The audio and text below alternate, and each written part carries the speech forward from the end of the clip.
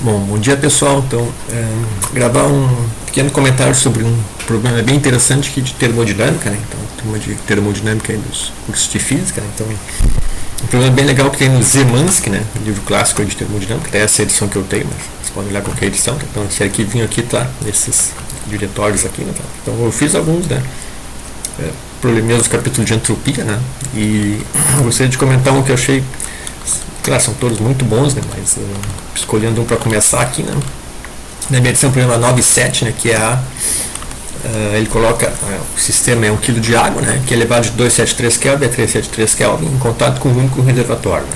Certo? Então, o problema é padrão para calcular calor trocado e variação de entropia, né? Então, calculando a variação de entropia da água, né? Para definição padrão, né? dq sobre t, escolhendo um processo reversível e auxiliar, né? Tá? Já que a entropia é uma função de estado, só preciso saber o estado inicial e final, não importa se o processo real foi irreversível ou não. Então, considerando ser constante, né, como é usual para a água, vocês podem verificar que vai dar esse valor para a variação de entropia da água quando ela passa de 273 para 373. Né? E esse calor absorvido pela água, né, seria o ΔT, certo? Como esse calor é fornecido, né, por um único reservatório, né, tá? Então permanece a temperatura constante, né?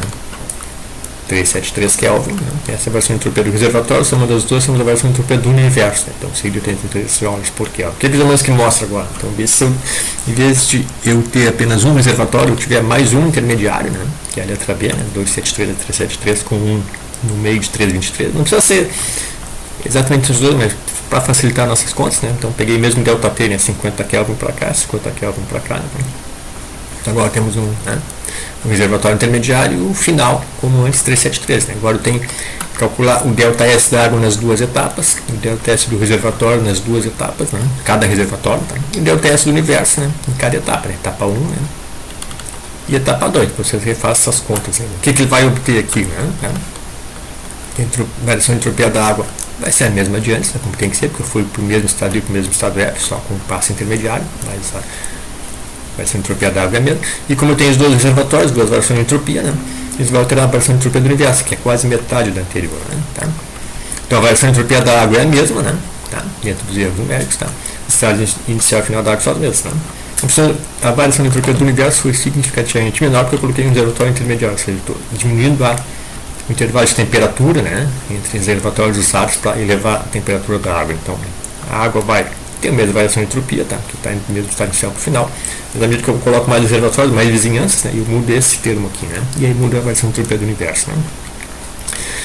Tá certo? Então isso é, né, na prática, um exemplo para mostrar como que a gente pode, né, se aproximar de um processo reversível, né? Tá? Então, né, se o universo está aumentando a entropia, o processo é irreversível, mas quanto mais reservatórios intermediários eu começo, ou seja, eu uso, né, quanto mais trocas de calor para temperaturas, né, que diferem cada vez menos, né, ΔT cada vez menor, a variação de entropia vai tender a zero e eu vou me aproximar de um processo reversível. Né? Então aí eu fiz aqui uma pequena generalização, né, vocês podem conferir essas continhas depois se quiserem, tá? N reservatórios intermediários, etc. Tá?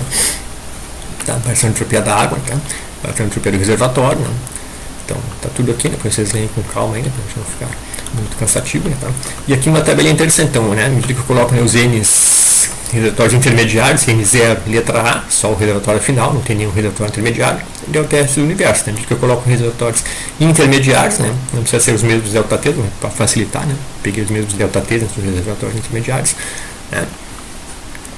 Esse valor da variação de entropia do universo, do reservatório, vai se aproximando da variação de entropia da água e a variação de entropia do universo tende a um valor cada vez menor, né? Que no limite vai a zero, né? Depois vocês podem, né, fazer aqui os outros detalhes, né, tá?